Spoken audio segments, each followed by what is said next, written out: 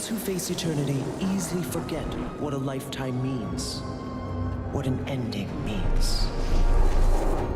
You know it doesn't have to be this way. No, Kaineng, it does. They need me. Somehow, I'm not feeling too good about the last 2 episodes. I think I was really high-horsey in one of them. And in this most recent one, I didn't even get to the really good question. So we're going double again today. I haven't done it for a while. I will be watching the metrics, blah, blah, blah. Let's just jump in. And I hope you guys really appreciate this. It isn't too much for you all to watch in one day. Not sure where the footage is yet in the background. I can tell you that I'm going back up to 1440p. We've been at 1080 for a while. But now that I'm doing them like one day in advance, it's easy to spend the extra rendering and uploading time. Shouldn't affect anything except that, you know, the underlying game's graphics are really low still. So you're going to get a really high quality video looking at very low quality textures. Fun stuff. A comment on the probable end of Dragon's story here. We were talking about Orin and how she might die in the X-Pack because, like, how can we imagine a world in which she's still around and the stakes are still worthwhile and so on. Kind of the Captain Marvel problem. Currently in the game, they already are throwing excuses at us as to why Orin doesn't help. That, you know, she's scared of the damage she'll do, which was kind of the God excuse as well, for what it's worth. And, you know, also that she's got to be kind of passive. They leave a little bit of enigma in there. There was actually a really crucial line in the first episode of Champions that attested to why she's not helping. I think a lot of people glossed over. Anyway, back to the idea of her dying. Let's look at this. A few of you guys had similar comments. This is from Bobu8U. Why wouldn't Orin just go to sleep like all the other dragons have in the past? That would get her out of the picture without killing her. Huh. I think you're totally right, man. I don't know why I couldn't think of this. That's obviously on the cards, right? She perhaps does something really major, spends a lot of energy, and then therefore she falls asleep. But we do have to be careful with this, and it's kind of fascinating because the Guild Wars 2 concept of Elder Dragons that we've been living in for all this time is kind of built on like a lie or a paradox or just bad writing. And that's honestly what I think it is. Because the idea is that the Elder Dragons awoke, ate their fill, consumed the magic, and then fell asleep. Then over the next thousands of years, the magic slowly leaks out. It starts to get out of control. They wake up, eat again. And, you know, the idea is that they're hibernating like a bear at the end of autumn, right? They've been eating, and now they're falling asleep. That works fine, but it doesn't work as well to therefore say the Elder Dragons devoured the world and, you know, to the point that the Seers have to hide some of it in bloodstones, and then the fan theory that maybe that's why they all collect around Corteria near the bloodstone. That kind of at odds with the idea that they've eaten their fill. That idea of the bloodstone kind of suggests that the dragons were still hungry and they were continuing to consume. So I think that if they do this Aureen falling asleep idea, they'll have to be careful about how she falls asleep, why she falls asleep, maybe shed some more light on this. Maybe we can say that the information we currently have on why they fall asleep is spotty, because all the races had basically been wiped out and the Elder Dragons had done their thing. Maybe there are other reasons that they can be induced to fall asleep, and we will find those out soon. Don't forget that the idea of sending the dragons back to sleep has been long floated before the game even came out. And the idea of the personal story was perhaps a bit different before they found the realities of how hard it was to maintain and implement so many chains. They really seem to have an idea for a distinct story for all 3 of the orders. You know, the Vigil had their plan to tackle the dragons. The Order of Whispers had theirs. It was different. And the Order of Whispers one was to send them back to sleep. Of course, once the game comes out, the devs kind of merge all the orders together real quick into the pact and sort of handwave a lot of that stuff. But you could still go down that angle. I'm not saying that this is all necessarily End of Dragons territory, but the idea that Orin just falls asleep and then we continue to have new stories going on, that works. I think it does. And no, she doesn't necessarily have to die. It is messy thinking about her dying because of the whole Joko thing. I actually think we have another comment about that coming up in a moment, so hang tight. But yeah, good one. A little note on dungeons. And by the way, we had this dungeon discussion. Don't forget that the idea of the dungeon chat is really, do they continue supporting them? Will we see them in End of Dragons? And I do think it's a possibility. You know, I was listening to my commentary on that dungeon question before, and I do want to sort of add a little bit of a caveat and refine it slightly. I have two minds about dungeons. I have everything that I said in that video about how I wish that they were a little bit better supported, that they could use that help, that they're not fun. I do stand by all of that, but I also do have a much more like realistic side of me that says, look, just because something is in the game doesn't mean it needs to be developed forever. If the devs don't want to do dungeons, then fine, we can go to fractals. That is a big part of me too. I do personally, if we're comparing fractals to dungeons, I do think fractals are a perfectly adequate replacement system, if not better as a system. I would say it's better, but I appreciate there's a bit of leeway either side. So, you know, there's a part of me that is happy to just throw dungeons away, really, and I'm happy to not see them in End of Dragons. And then there's another side of me when we're talking about dailies and pushing people back to old content and all the amazing system changes End of Dragons era can implement to make Guild Wars 2 fundamentally really solid and really get people spread out and explore all the rich, vast stuff that's in the game. Then yeah, I start thinking maybe I get wide-eyed and I think we can get people back into dungeons. Because that's most of Guild Wars 2's problem. It's got so much fascinating, amazing stuff that people aren't pushed to because of reward schemes and so on. And in that world, yeah, I'll defend them. Anyway, the new observation comes from BrotherNoomsie, who says, "You are correct about dungeons not providing a good reward. ArenaNet killed the need to do dungeons when they introduced the Tyrion exchange vouchers." Yeah, it's funny, the Lunar New Year festival is up at the moment, and I actually went so far as to salvaging Ecto yesterday just to get exotic luck so that I could make my trade and buy that voucher. Those vouchers really are huge. They're a game changer. This isn't something that I've really looked dead in the eye until you made this comment. Because, you know, there's that collection for getting all the dungeon skins, and I kind of got that when that came out. Then after that, the Tyrion vouchers came in. So I've never really used vouchers on dungeons. You know, maybe if I want a rune, I'll do it maybe once or twice. But in general, I'm kind of clean on dungeons. And I hadn't realized just how much they are sort of undermined. But again, that might be the devs' intent. They might just not want you in there much, so they think that it's fine. Dungeon rewards have always been really interesting to me, especially right with a crucial patch right at launch. So few people ever talk about this, but I think it was one of the most instrumental patches in determining where Guild Wars 2 would end up. Basically, they had been really strong, I think, with the fundamental idea of cosmetic and power acquisition right up through release. They had this very robust idea that had worked for them in Guild Wars 1, where it was, you know, you can get a lot of gear that improves your strength, but only up to a certain point. It's generally pretty easy. It's going to be very easy to get rares, and rares are most of the power. If you really go for a bit of grind, you can get exotics, and exotics are stronger, but only a little bit, so don't worry. And after that, it's cosmetics. Gear comes pretty easy, cosmetics don't. So when you're grinding the dungeons, you're doing it for unique armors, and you're doing it for that dungeon's unique weapon skins as well. And then beyond that, you're doing it for lodestones and the legendaries for the super hardcores. But really, going for those cosmetics was the game. They released the game, and tokens came in slow, and getting those rewards was a lot of effort. But that was the point. Until this patch, very near launch, where they suddenly gave you heaps of tokens, like crazy amounts, and suddenly the dungeon armor was not like 15k armor or obsidian armor from Guild Wars 1 anymore.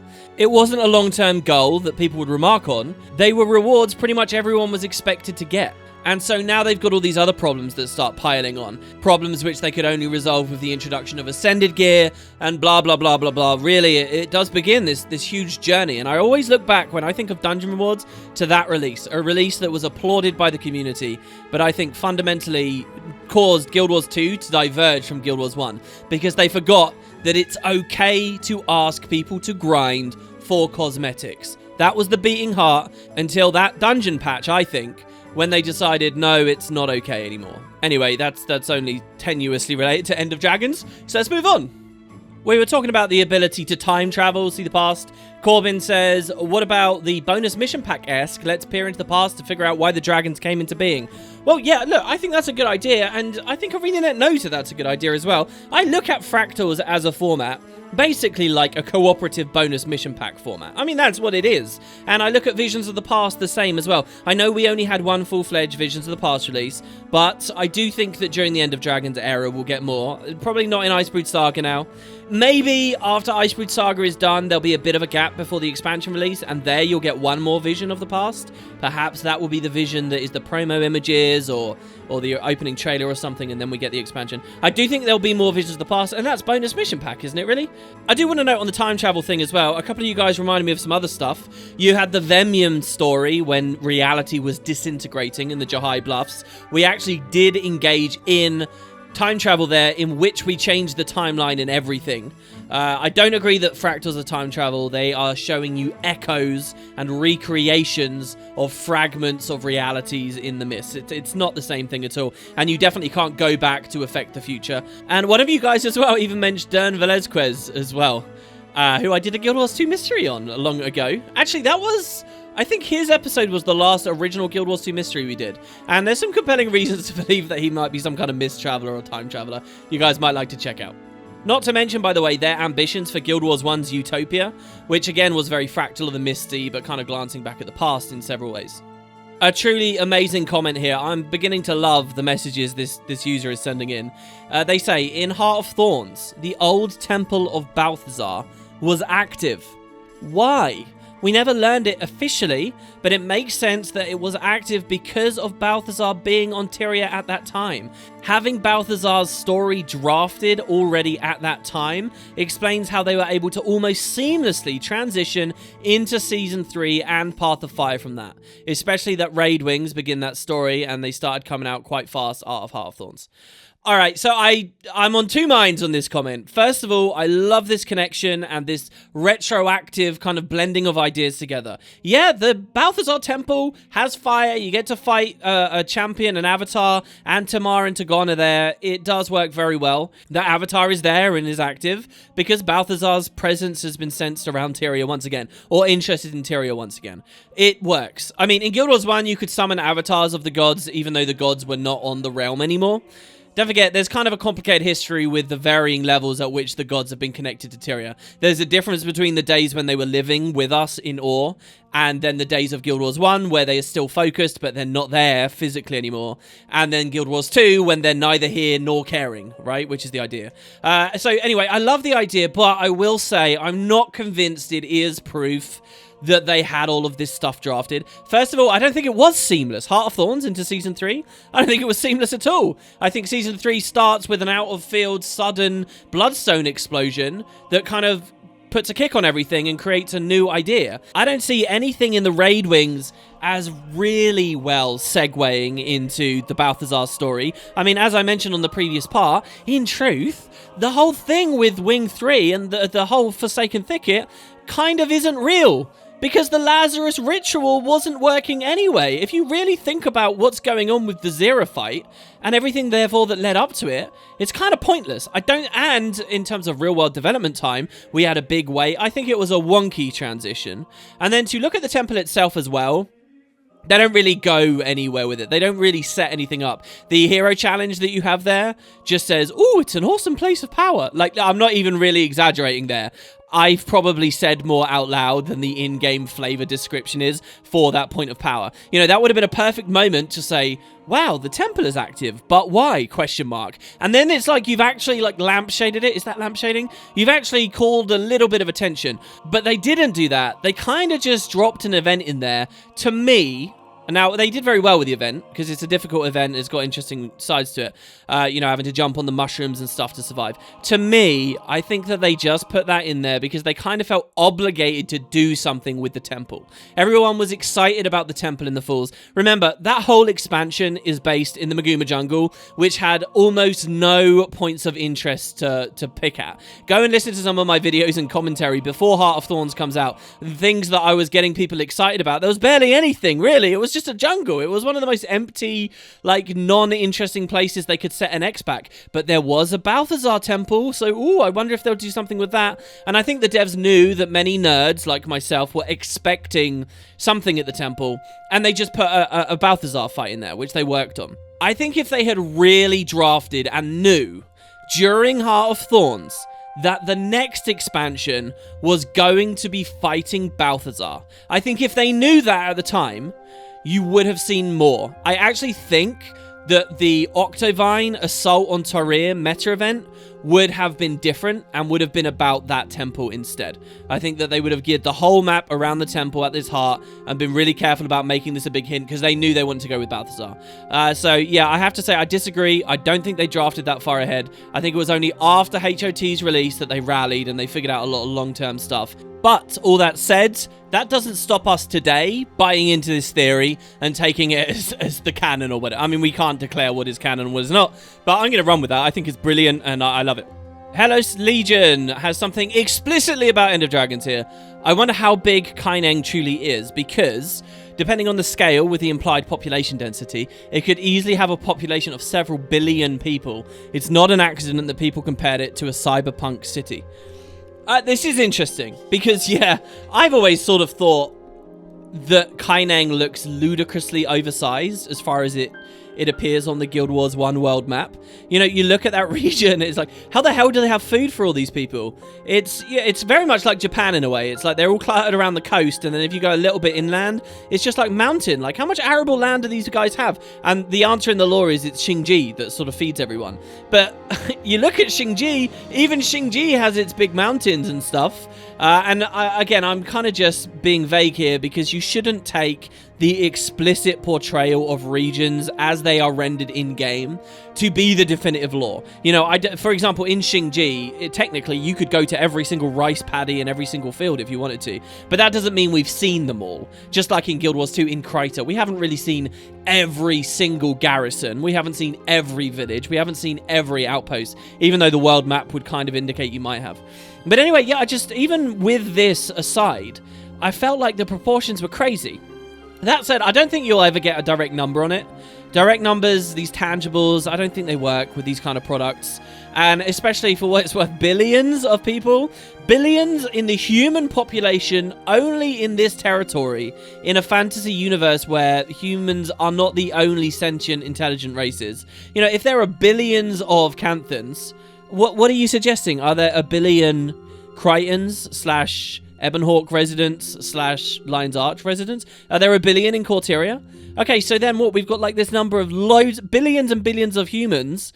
What about Asura? Do they have a comparable population? I think the idea is they do. So what? We now have that, and we haven't even seen what Asura might be in the world beyond, you know?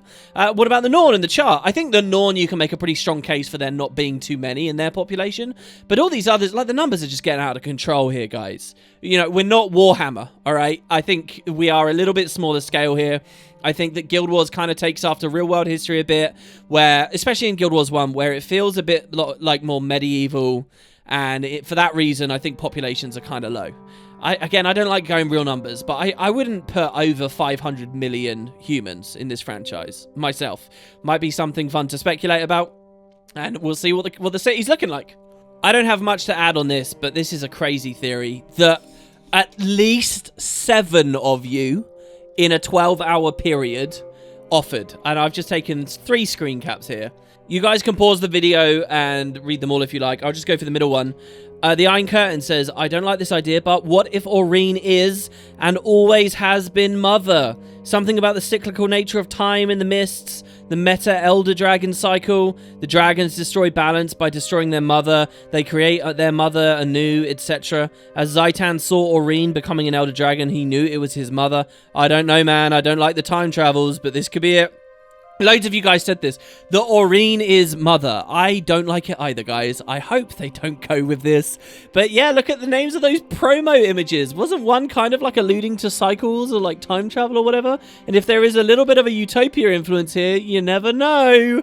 Wow, you guys are really on one. I've got another crazy theory for you all here as well. And this is truly crazy.